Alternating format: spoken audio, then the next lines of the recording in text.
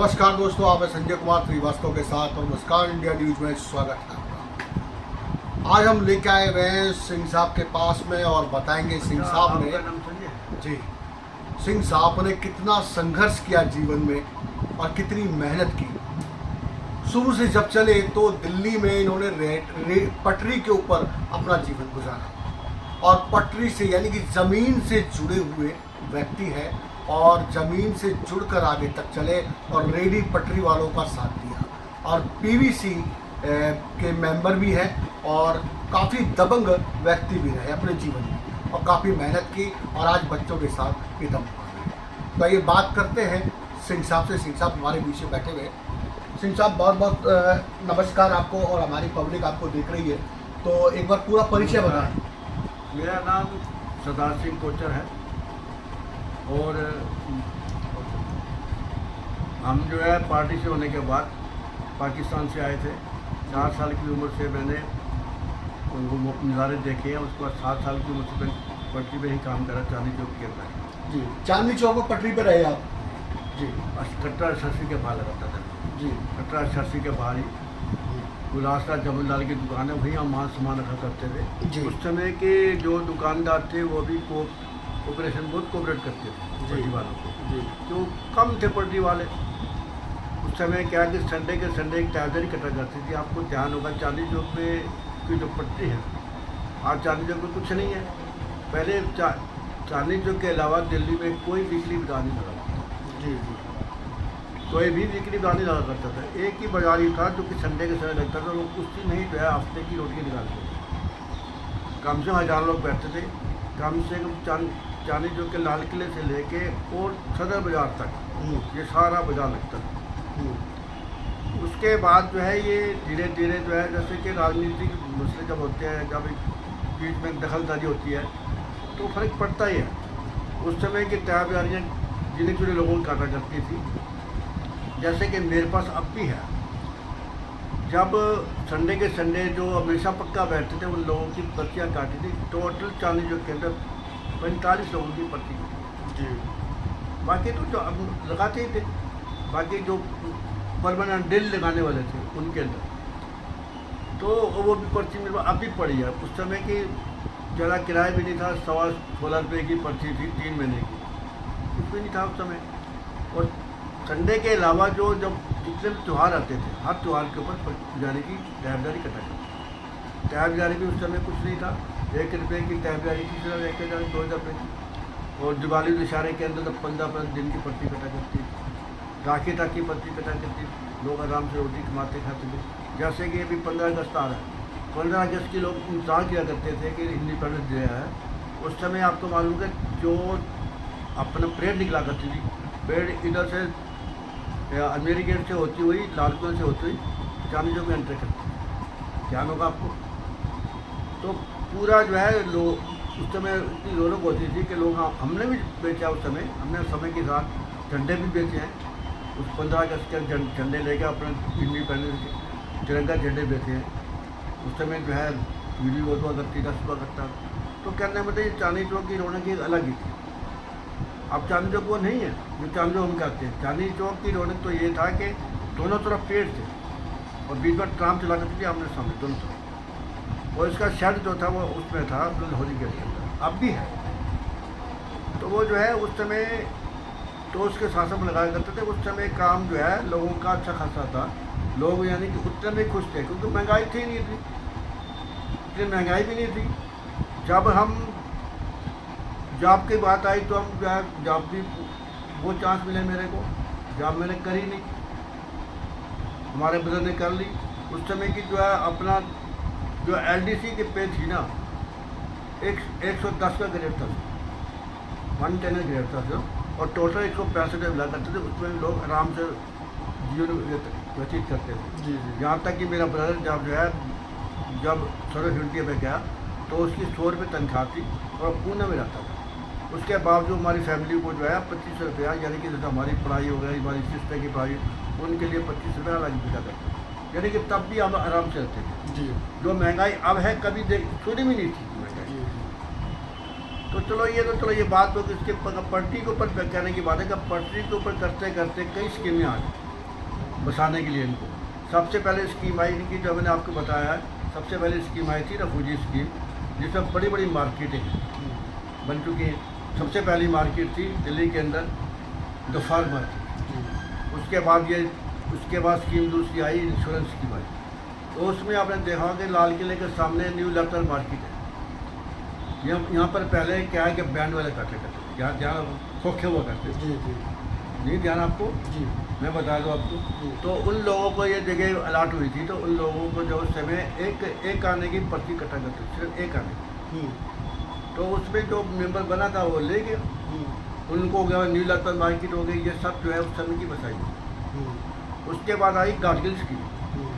Gadgil scheme में जो है उसके अंदर यह था कि जो 65 से पहले के जिनका प्रूफ थे उन लोगों की जगह एक प्रूफ के ऊपर। उसमें भी जो बड़ी बड़ी मार्केटें हैं, जैसे आप जाओ कश्मीरी गेट में जाओ, वहाँ पर जो है वो अपना क्या कहते हैं, कश्मीरी गेट के अंदर जाओ तो वहाँ देखोगा 10 बाई 12 की अपना, जैसे निगम भवन के सामने भी है, उधर भी है, मेमोरी गेट में भी है। तो वो 10 बाई 12 की दुकानें हैं, वो सारी उस समय की। तो ये उस समय जो है लोगों को बसाने की बात थी। उस गवर्नमेंट ने जो है कांग्रेस गवर्नमेंट बसाने की कोशिश की। जी। उसके बाद चलते चलते जो है हम भी जब थोड़े से आए तो हम लाल किले पे आके बैठने शुरू, हमें यूनियन बने जिसका नाम था न्यू लैप्टन मार्केट पट्टी हाटल यूनियन। ये नाम सुना होगा आपने वो? जी। वो फेमस नाम है। जी। जी। क्योंकि सबसे पहले सुप्रीम कोर्ट के अंदर जो है जो केस है 84 के अंदर, वो इसी का है, इसका प्रेजेंट था। जी। जी। इसको बनाने वाला खुद था, प्रेजेंट में खुद था। और उसके बाद हमें उसमें यानी कि 84 के अंदर हमने केस करा था। हमारी भारत जो है लाल किले के बाहर जो परेड ग्राउंड को पर्ची कटा करती है 78। वो ऐसे कि जब जनता पार्टी का राज आया, जनता पार्टी का भाई, तो मेरे दोस्त था इमदाद साहब। जी। हम सुनोगा आपने डिप्टी मेयर। जी। जी। जी। तो उससे हमारी बात हुई थी, कहने लगा मैं कोशिश हम जो कोशिश में कर वो साल सिंह जी जितनी कोशिश मैं कर चुका आपकी। तो उसने जो है सदन के अंदर खड़े होकर टाउन हॉल में हवा जगा के, यानी कि हम लोगों की जो है 2 महीने की माल भी चुका हुआ था, गर्म माल करते थे, तो उसने 2 महीने की पर्ची कटवाई 68 के अंदर, ठीक है। और उसके बाद उस पर्ची के ऊपर हम चलते चलते 80 की पर्ची हमारी कटनी शुरू हुई। हाँ, पहले 800 की पर्ची होती है। 800 की पर्ची को हम कैजुअल तैयारी बोलते हैं जी। हर जोन के अंदर। और बाकी जो है वैसे 30 मेंबर की कमेटी है, परंतु उस कमेटी के अंदर जो है वहाँ के जो अपना जोन के जो पदाधिकारी होंगे, जोन के यानी कि जो अधिकारी वगैरह हैं, जो भी ऑफिसर वगैरह हैं, वो उसके अंदर मेंबर है, परंतु उन पावर नहीं है। परंतु उसके अंदर पावर किसकी है? जिसमें NGO है, NGO 3 या 4 NGO हैं जिनको पावर है। उसके अंदर वो TVC के मेंबर, जैसे कि मैं नेशनल हाकर फेडरेशन से नेशनल हाकर फेडरेशन का किया। सिंह साहब, इतनी जो है समिति से जुड़ा हुआ आपका और इतना संघर्ष किया, और अभी जो है सीनियर सिटीजन हो गए, अभी उम्र आ गई है, तो हमारे नवयुवक पीढ़ी के लिए क्या संदेश है? क्या वो इस रेडी पटरी को लेकर आवाज़ उठाएंगे?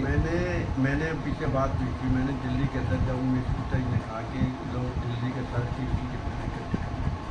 तो उन्हें चाय पे चर्चा के नाम से जो है पोस्टर भी निकाला और चाय चर्चा के नाम से मीटिंग बनाई। मीटिंग बनाने के बाद ही आपने मीटिंग एग्जीव अपना क्या कहते हैं गांधी शांति प्रस्ताव, तो उसके अंदर जो है मेरे को बुलाया। तो मैंने कहा ठीक है, मेरे नाम से करता हूँ, दिल्ली के सब लोग आए। तो मेरे नाम से कहा कि दिल्ली के TVC तकरीब मेंबर में 80% लोग उसको आ गए। तो उसके अंदर टीचर मैंने एक ही बात कही थी, तो उस पर भी अपना पत्रकार भी थे, अपना कुछ अपने एडवोकेट भी थे।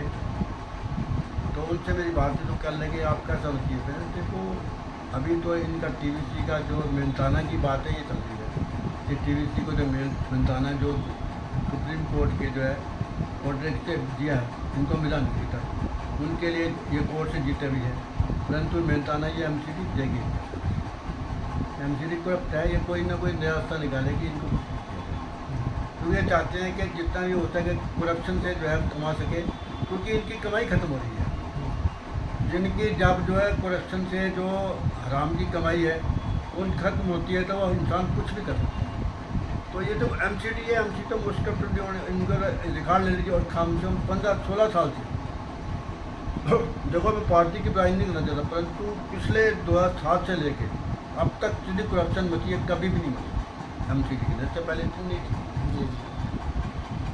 कांग्रेस गवर्नमेंट कितनी भी थी मगर इस मामले में कभी इंटरफेयर जा नहीं करती, मगर अब तो इंटरफेयर ऊपर तक आपको कहीं गलत काम करना है तो ऊपर से किसी मेंबर केंद्रीय मंत्री का फोन करा देंगे, वही रुक जाएगा सब कुछ, जो मर्जी करा लीजिए आप।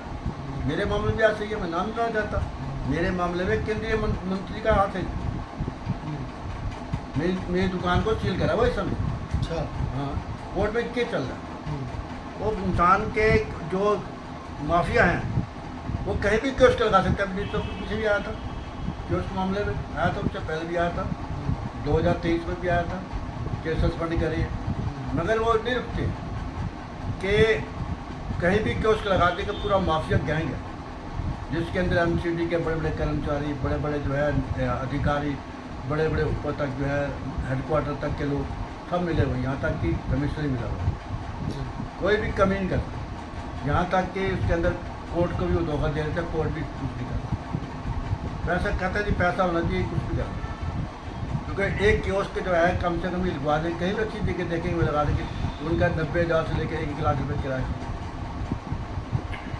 तो आप समझदारों का क्या करते हैं। तो मेरा मामला भी चल रहा है, मैंने कियोस्क माफिया के खिलाफ जो है छेड़ रखा है कि मोर्चा चले, मैंने इसको यानी कि नंगा करके कि देखते हैं कौन सा जाता है। अभी कि मेरे साथ बहुत कुछ हुआ कि मेरी दुकान बंद कर दिया, 6 महीने हुए ताकि ये भूखा मरेगा, हमारे से समझौता कर दिया, कंप्रोमाइज़ कर लिया। यहाँ तक कि मेरा एडवोकेट था जो उनके साथ मिल गया और उसी ने जो मेरे केस को डिस्पोज कर, परंतु मैंने दोबारा री पटिशन डाली है जिसे सुप्रीम कोर्ट का एडवोकेट है, जिसने कहा मैं फीस दी था आपका केस है, उनका नाम मिस्टर जोशी, सीनियर एडवोकेट है सुप्रीम कोर्ट में, वो मेरे केस को और उन्होंने साफ कह दिया कि मैं इनकी लड़ाई तुम्हारी नहीं लड़ूंगा, इनकी लड़ाई मैं इनके खिलाफ भी मैं लड़ूंगा। बहुत बढ़िया, बहुत बढ़िया, बहुत बढ़िया। तो दर्शकों, यहाँ पे हमने जो है बात करी सिंह साहब से और उन्होंने काफ़ी गंभीरता से और वो बातें बताई जहाँ पे जो है अभी तक संघर्ष करते आ रहे हैं और संघर्ष इन्होंने किया और आज भी जो है कोर्ट के चक्कर आने जाने बराबर लगे रहते हैं। तो जुड़े रहिए हमारे साथ में और भी खबरों के लिए बने रहिए। नमस्कार, Sanjay Kumar, Srivastava, Sky India News, Delhi.